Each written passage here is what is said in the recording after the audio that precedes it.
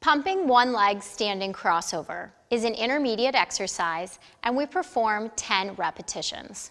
The goal of the exercise is to strengthen the muscles of the legs and hips to improve leg alignment and balance.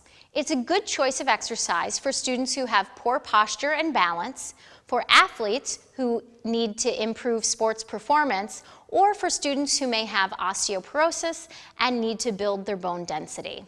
The equipment setup is on 2 top springs on the high chair. The student sets up, lining the inside edge of their foot up with the edge of the high chair. So if you draw a straight line back, move that over just a little bit more, the inside of the foot would continue along the edge of the chair. They'll reach their inside arm forward, placing it on the pole, bring their outside foot crossed over and up onto the pedal. The foot should wrap the pedal lightly with the inside edge of the foot reaching over the edge of the chair. The top hand comes behind the head. The head will pull back and up into the hand to help lengthen the posture and to keep the rib cage connected. To execute the exercise, the initiation comes from the seat and the powerhouse. The gross movement pattern is to press the pedal down to the ground and control it back up, keeping the knee in line with the hip and the ankle. So you may not return the pedal all the way up to the top.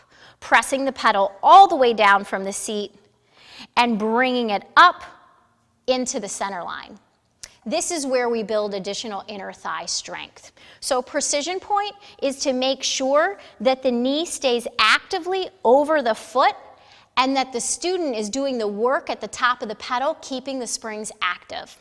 When they push down, the press comes from the backside of the seat and the thigh without this pelvis moving forward to assist in pressing the pedal.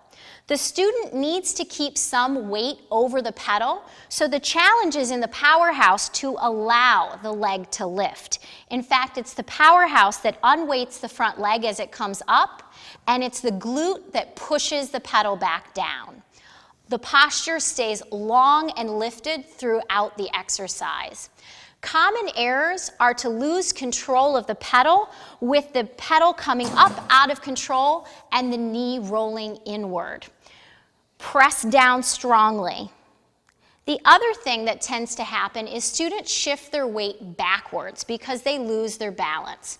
If this happens, they will also lose control of the pedal, and the pedal will come flying up very quickly because the weight is not evenly maintained through both legs. The rhythm for this is controlled and lively. The pedal is pressed down and lifts up and press down. Try not to let the springs close all the way and press through that big toe joint and hold it at the top. Let's look at this in real time. Stand behind your chair, lining the inside edge of your foot up with the bottom of the wooden chair. Take your inside hand to the front rail, your outside foot onto the pedal, and your arm behind your head. Lift out of your standing leg and reach your sits bone down to the ground. Push the pedal down to the ground and pause at the bottom. Lift the pedal partway up from your powerhouse and press firmly down. Lift and resist and press firmly down. Come up to your center line and press. Pull your abs in as you press. Push down from your seat and stay tall. Last time, push down, pause, and return the pedal all the way up with control. Good places to touch and assist this exercise are to keep your foot on the pedal initially. As you can tell, the springs are quite heavy, and the student has trouble pausing the pedal at the top without letting the springs close completely. So the teacher will need to keep their foot on the pedal until the student understands how to control the pedal.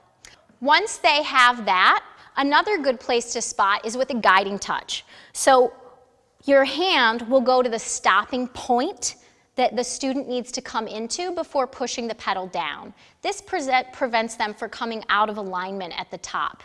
You also may need a stabilizing touch at the pelvis to help keep them in control and their hips aligned correctly.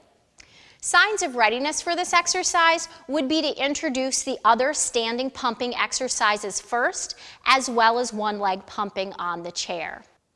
Building blocks for this exercise would be to slightly lighten the spring to one top and one bottom spring.